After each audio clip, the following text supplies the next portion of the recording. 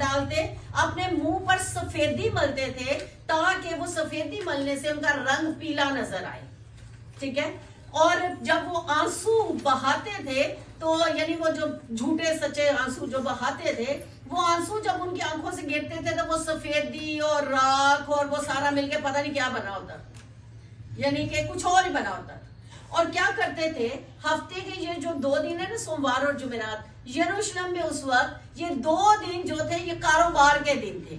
जो देहातों के लोग थे, जो गांव के लोग थे, वो पिंडों से कहाँ आते थे, शहर में आते थे कारोबार करने के लिए। और जब वो कारोबार करने के लिए शहरों में आते थे तो फकीर, फरीसी और यहूदी जो थे वो रोजा रखकर वो गलियों में फिरते थे ताकि जितने लोग उन्हें देख रहे हैं वो समझे कि ये रोजादार हैं। बड़ा रूहानी मर्तबा वो समझते थे।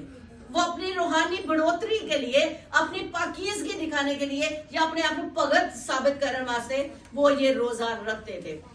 और इसीलिए मसीह यीशु ने फरमाया कि वो जो चाहते थे वो पा चुके।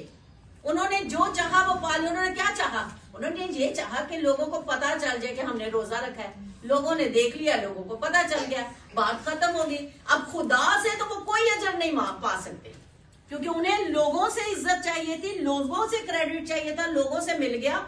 अब जो है वो खुदा के साथ नहीं, जबकि रोजा जो है कलाम मुकद्दस के मुताबिक रोजा जो है वो खुदा का और इंसान का एक निजी मामला है, जाती मामला है।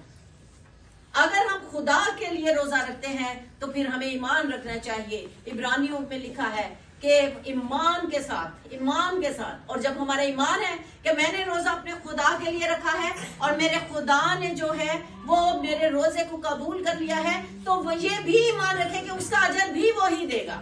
लेकिन अगर आप लोगों से अजर चाहते हैं तो फिर खुदा के लिए ये रोजा नहीं है। तेल एक और अहमियत रखता था। जब लोग जो थे जैसे आपस में मिलकर खाना खाने बैठते हैं तो वहां पे आजकल अगर हम देखें तो बाज दफा बहनें जब खाना बनाती हैं तो खाने में बाल गिर रहे होते हैं, खाने में से निकल आता है। बाज दफा कोई खाना फेंक देता है, कोई खा लेता है, कोई बातें करता है। और इसके साथ साथ हम जब दावतें करते हैं तो बाज दफा पंखे लगे हो कुछ पे तो हमारे बाल उड़ उड़ के दूसरे के मुंह में जा रहे होते हैं।